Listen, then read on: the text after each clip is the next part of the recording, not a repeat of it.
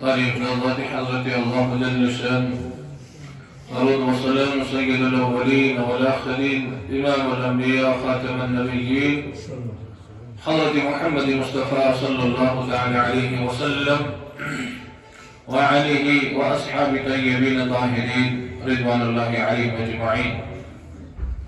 قال الله عز وجل في كلام العظيم والفرقان الحميد: أعوذ بالله من الشيطان الرجيم، بسم الله الرحمن الرحيم. يا أيها الذين آمنوا كتب عليكم الصيام كما كتب على الذين من قبلكم لعلكم تتقون. قرآن عظیم فرقان حمید حضرت اللہ جل شان اپنے مبارک اور مقدس کلام ایمان والوں کو خطاب فرمایا: یا ایھا الذین آمنوا کتب علیکم الصیام کما کتب علی الذین من قبلکم لعلکم تتقون. کہ ایمان والوں تم پہ روزے فرض کیے گئے جیسے کہ تم سے پہلے بھی لوگوں پہ بھی روزے فرض کیے گئے تھے تاکہ تم متقی اور پرہیزگار بن جاؤ.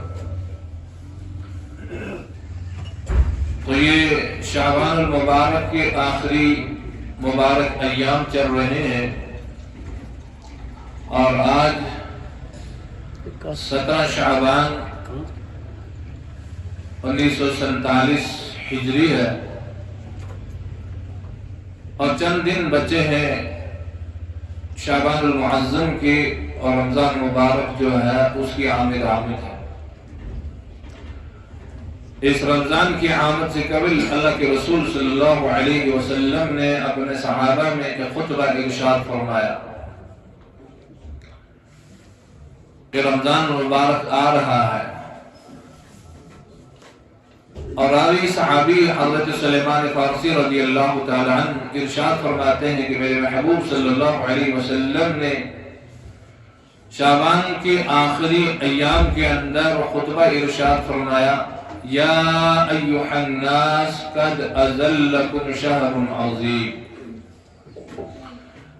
اے لوگوں تم پہ ایک مبارک مہینہ جو ہے وہ سایہ افغن ہو رہا ہے. رمضان کے آنے سے قبل ہی اللہ کے محبوب صلی اللہ علیہ وسلم نے رمضان کی آمد کے متعلق اپنے صحابہ میں ارشاد فرمایا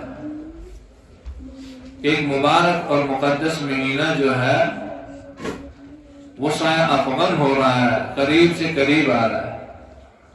حالانکہ اللہ کے نبی صلی اللہ علیہ وسلم تو رجب سے ہی رمضان کی آمد اور اس کی تیاری کے اندر، اور پھر شعبان اور رمضان تو ہے ہی.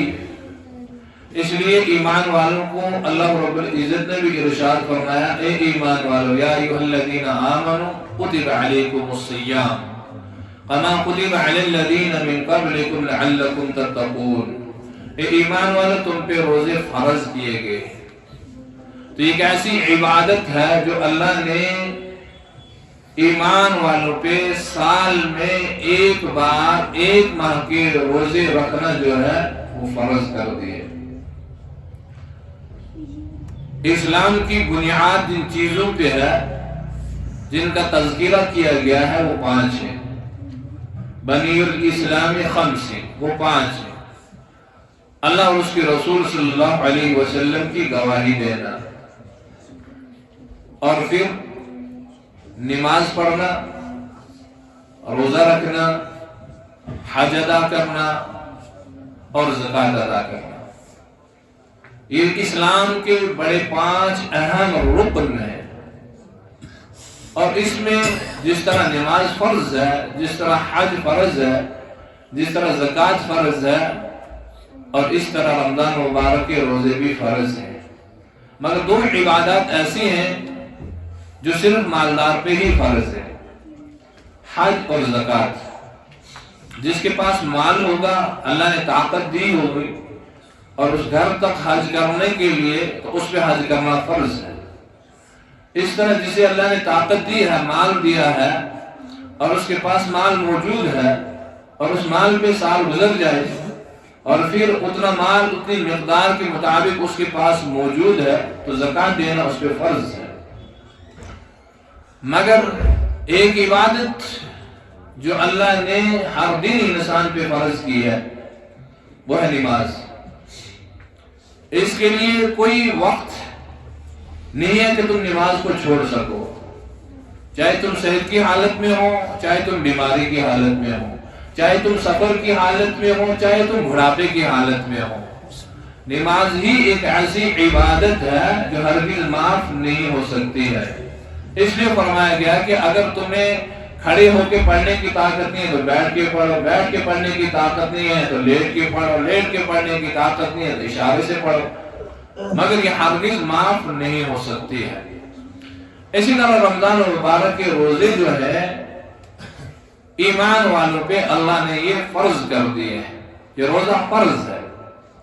جو انسان بالغ ہو گیا، بلوغت کے اندر داخل ہو گیا، آج کل کے زمانے میں ہر ایک انسان سمجھ پاتا ہے کہ میرا بچہ کا بالغ ہو گیا، میری بچی کا بالغ ہو گیا، اسی وقت سے اس پہ نماز بھی فرض ہو جاتی ہے، اسی وقت سے اس پہ روزے بھی فرض ہو جاتے ہیں۔ اب یہ انسان نہ سوچے کہ میرا بچہ بالغ تو ہو گیا مگر اس کو ایگزام کی حالات آ رہے ہیں، اب اس کو ایگزام دینا ہے، روزہ رکھے گا تو کمزور ہو جائے گا، روزہ رکھے گا تو یاد نہیں کر پائے گا۔ اسلام اس کی اجازت نہیں دے رہا۔ اسلام کہہ رہا ہے بچہ بالغ ہو گیا ہے تو اس پہ روزہ بھی فرض ہو چکا ہے، اس پہ نماز بھی فرض ہو چکی ہے، اب اس کو روزہ بھی رکھنا پڑے گا اور اس کو نماز بھی ادا کرنے پڑے گا۔ نابالغ کی حالت میں نماز پڑھ رہا ہے تو ٹھیک ہے، نہیں پڑھ رہا ہے تو اس پہ وہ زور دباؤ نہیں ہے کہ ابھی اس پہ نماز فرض نہیں ہے۔ اسی طرح روزہ ابھی اس پہ فرض نہیں ہے، رکھ رہا ہے تو اچھی بات ہے، نہیں رکھ رہا تو کوئی دباؤ اس پہ نہیں ہے۔ مگر جو ہی بالغ ہو گیا، بالغ تو پتہ ہی نہیں چلتا کب ہو جائے گا، 13 سال میں بھی، 14 سال میں بھی، ابھی 12 سال میں بھی بالغ ہو جاتے ہیں۔ آج کل کا تو بہت تیزی کا زمانہ ہے، جو جلدی بچے بالغ ہو جاتے ہیں۔ تو آج 12 13 14 سال کے بچہ جو ہے اس پہ جو ہے روزے جو ہے نماز جو ہے وہ فرض ہو چکی ہے۔ اب اس کو اس میں کوئی کوتاہی کرنے کی گنجائش نہیں ہے۔ اللہ کے نبی صلی اللہ علیہ وسلم نے اپنے صحابہ میں ارشاد فرمایا، میرے صحابہ یا ایھا الناس قد اذلکم شہر عظیم، تم پہ ایک مبارک مقدس مہینہ جو ہے وہ ابقم ہو رہا ہے۔ یعنی ایک ایسا مہمان، ایسا بہترین اور ایسا افضل ترین مہمان ہماری طرف آ رہا ہے جس کا احترام ہم سب پہ لازم ہے، اور جس کا احترام بڑے خوش دلی سے انسان کو کرنا چاہیے۔ یعنی اگر کوئی مہمان کسی گھر کے اندر داخل ہو جائے اور مہمانوں کے اندر بھی بڑے بڑے الگ الگ مقام کے مہمان ہوں، کہیں ایسا مہمان بھی ہو، والد صاحب کہیں سفر پہ گئے ہیں، واپس لوٹ کے آئے، اولاد کے لیے کتنی خوشی ہوتی ہے، میرے والد صاحب آج بہت دنوں سے سفر سے لوٹ کے آئے ہیں، خوشی کا موقع، ہر ایک نعمت تیار کر کے رکھتا ہے کہ میرے والد صاحب آئے ہیں۔ اور پھر اسی لحاظ سے بڑے سے بڑا مقام، کوئی اللہ کا ولی آ جائے کتنا احترام کرے گا، کسی کا پیر مرشد آ جائے، بھائی یہ میرا پیر مرشد ہے، جگہ اس کے لیے اچھی ہو، کھانا اس کے لیے اچھا ہو، مہمان نوازی اس کے لیے اچھی ہو، اور پھر اس سے بڑے سے بڑا جتنا آ جائے گا اتنا ہی احترام، اتنا ہی اکرام ہم زیادہ سے زیادہ کرتے ہیں۔ تو یہ رمضان مبارک جو ہے اللہ کے خاص مہمانوں میں سے ایک مہمان ہماری طرف آ رہا ہے۔ جس انداز سے اس کا استقبال کریں گے، اسی انداز سے یہ واپس لوٹ کے اللہ کے سامنے ہمارے لیے شفاعت کرے گا، وہ شکایت بھی کر سکتا ہے۔ حدیث پاک کے اندر آیا نا کہ اللہ کے نبی صلی اللہ علیہ وسلم نے فرمایا قرآن اور رمضان کل بندے کے حق میں شفاعت کریں گے، تو یہ جیسا ہم نے اس کا استقبال کیا یہ واپس لوٹ کے جائے گا اور یہ کہے گا باری تعالیٰ فلانا بندہ اس نے تو بڑے دل سے میرا استقبال کیا، بڑے دل سے میرا احترام کیا ہے، لہٰذا اب میں اس بندے کے حق میں، فلانے بندے کے حق میں شفاعت کرتا ہوں، اسے جنت میں داخل کر دیں۔ اور اس کا استقبال کیا ہے؟ رمضان کا استقبال یہ نہیں ہے کہ ہم باہر زور لگا لیں، کوئی ناچنے گانے کا کوئی انتظام کر لیں کہ وہی ایسا مہمان ہے، ہرگز نہیں۔ بلکہ اس مہمان کا احترام یہ ہے کہ اس کے لیے روزے کا اہتمام کیا جائے. اب جو ہی داخل ہو گیا تو یہ انسان سمجھ لے کہ اب میرے اوپر جو ہے 1 مہینہ جو ہے فرض ہو چکا ہے, اب مجھے اس کے روزے رکھنے ہی مجھ پہ لازم ہے, اس کے سوا کوئی چارہ نہیں ہے. مجھے سحر کو اٹھنا پڑے گا اور روزہ رکھنا پڑے گا, شام کو افطار کرنا پڑے گا. اب میرے لیے اس رمضان کا استقبال ہی ہے, باقی بلکہ اپنے باقی معاملات جتنے کام و کاج ہیں ان کو کم کر لے, ان کام کے اندر تھوڑی کمی پیشی کر لے کہ اب مجھے رمضان میں ہی زیادہ توجہ دینی ہے. تلاوت کلام پاک, ذکر الہی کے اندر مشغول, درود پاک کے اندر مشغول. اور رمضان کا استقبال یہ ہے کہ رمضان کی ایک ایک گھڑی جو ہے بڑی قیمتی ہے, جس میں اللہ کے نبی صلی اللہ علیہ وسلم نے خود ارشاد فرمایا کہ ایک نفل کا ثواب ایک فرض کے برابر ہے, تو کتنی قیمتی ہے. اور ایک فرض کا ثواب جو ہے وہ 70 فرضوں کے برابر ہے. یعنی کہ ایک فرض جو ہم ادا کریں گے اور اس فرض کو ہم 70 بار پڑھیں, بار بار پڑھیں 70 بار, اتنا اجر و ثواب نہیں ہے جتنا رمضان مبارک میں ایک فرض ادا کرنے کا ہے. اسی لیے ایک سے بزرگ نے زبردست واقعہ لکھا ہے, اللہ اکبر, کہا کہ ایک بار بہت اللہ کے بڑے محدث, کہا کہ ایک بار میرے گھر کے اندر کوئی مہمان آ گیا. اس مہمان کے استقبال کے لیے ایسا ہوا کہ میرا عشاء کا جو وقت تھا, عشاء کے وقت میں جو جماعت کھڑی ہوا کرتی تھی وہ وقت مجھ سے چھوٹ گیا. عشاء کی جماعت کے اندر میں شامل نہیں ہو پایا. مہمان کی خدمت کے لیے لگا رہا تو عشاء کا وقت چھوٹ گیا اور میں فوراً نکلا کہ میرا عشاء کی نماز پڑھ لیں. ایک مسجد میں گیا, وہاں بھی جماعت ہو چکی تھی, دوسری میں گیا وہاں بھی, تیسری میں گیا وہاں بھی, چوتھی میں گیا وہاں بھی, جماعت ہر ایک مسجد میں ادا ہو چکی تھی. اب میں کیا کروں, جماعت تو ہوگی ہے. اب میں واپس آ کے عشاء کی نماز ایک بار نہیں 27 بار پڑھی. عشاء کی نماز ایک بار نہیں 27 بار پڑھی. حدیث پاک کے اندر ہے نا کہ اللہ نے فرمایا کہ جو جماعت کے ساتھ ایک نماز پڑھتا ہے اس کو ایک نماز کا ثواب 27 نمازوں کے برابر ملتا ہے. تو کہا کہ میں 27 بار پڑھی اور رات کو سو گیا. رات کو جب میں سو گیا تو میں خواب کے اندر دیکھتا ہوں ایک شخص ہے, گھوڑے پہ سوار ہے اور میں بھی گھوڑے پہ سوار ہوں, کہیں سفر کر رہے ہیں, مگر اس کا گھوڑا جو ہے بہت تیزی سے چل رہا ہے, بہت تیزی سے چل رہا ہے. میں بھی اپنے گھوڑے کو بڑی تیزی سے چلانے کی کوشش کرتا ہوں تاکہ میرا گھوڑا یا اس سے آگے ہو جائے یا اس کے برابر ہو جائے, مگر بڑی کوشش کرتا ہوں کہ میرا گھوڑا اس سے آگے نہیں نکل رہا ہے. اور میں نے اس شخص کو آواز دے کے کہا, اے شخص, تمہارا گھوڑا بھی میرے گھوڑے سے کوئی خوبصورت نہیں ہے, کوئی طاقت میں نہیں ہے, مگر میرا گھوڑا آپ سے آگے نہیں ہو رہا, یہ کیا وجہ ہے؟ کہ وجہ وہی ہے جو آپ نے رات کو عشاء کی جماعت چھوڑی ہے اور میں نے رات کو عشاء کی نماز پڑھی ہے. اللہ نے اس کے اندر برکت ڈال دی ہے. حالانکہ نماز تو پڑھی ہے مگر اتنا ہی ہو گیا کہ جماعت سے چھوٹ گئی ہے.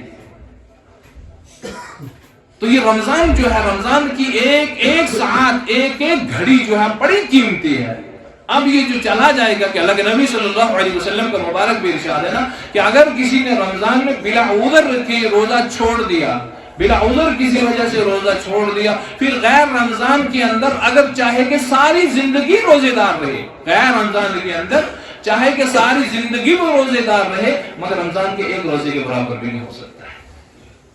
رمضان کے ایک روزے کے برابر بھی نہیں ہو سکتا ہے. تو اللہ کے نبی صلی اللہ علیہ وسلم نے اپنے صحابہ میں ارشاد فرمایا, یا ایھا الناس قد ظلکم شہر عظیم شہر مبارک, کہ تمہارے اوپر ایک مبارک مہینہ جو ہے وہ غم ہو رہا ہے, تمہارے اوپر ایسا مبارک مہینہ آ رہا ہے جس مہینے کے اندر ایک رات بھی ایسی عظمت والی رات ہے جسے لیلۃ القدر کہا گیا ہے, جو 1000 مہینوں سے, 1000 دنوں سے نہیں, 1000 مہینوں سے بڑھ کے ہے. ایک ہی رات کے اندر اتنا ثواب انسان حاصل کر لیتا ہے کہ اس کی تو کوئی شمار ہی نہیں ہے. وہ انسان کے لیے, مثال کے لیے یہ ہے کہ اگر ہمیں دہلی جانا ہو, ہمارے پاس گاڑی ہے, کم سے کم ایک دن تو پورا لگے گا نا جانے کے لیے. اگر صبح نکلیں گے تو کم سے کم شام کو پہنچیں گے. اگر راستے میں کوئی معاملات آ گئے تو پھر تو 2 دن بھی لگ سکتے ہیں. اور وہی سفر اگر ہم جہاز کے ذریعے کریں گے, 100 گھنٹے کا سفر ہے, 1.5 گھنٹے کا سفر ہے. 1.5 گھنٹے کے اندر انسان وہ سفر طے کر لیتا ہے. اور وہی سفر اگر گاڑی میں انسان شروع کرے ایک دن سے 2 دن بھی لگ سکتے ہیں، راستہ خراب ہو گیا تو اور بھی زیادہ لگ سکتے ہیں۔ یہی مثال ہے کہ کبھی کبھی ایک ایسی ساعت انسانوں کے لیے آ جاتی ہے جو انسان زندگی بھر اتنا ثواب حاصل نہیں کر سکتا ہے، وہ صرف چند منٹوں میں، چند گھنٹوں میں، ایک رات میں ہی وہ پورا ثواب انسان حاصل کر سکتا ہے۔ جو پوری زندگی میں انسان حاصل نہیں کر سکتا ہے وہ صرف ایک رات میں ہی انسان حاصل کر لیتا ہے۔ اس لیے میرے بزرگوں اور دوستوں، یہ رمضان مبارک جو قریب سے قریب تر ہمارے قریب آ رہا ہے، مبارک مہینہ ہے، اور اللہ نے توفیق دی ہے، اس دم تک زندگی کو بخشا ہے۔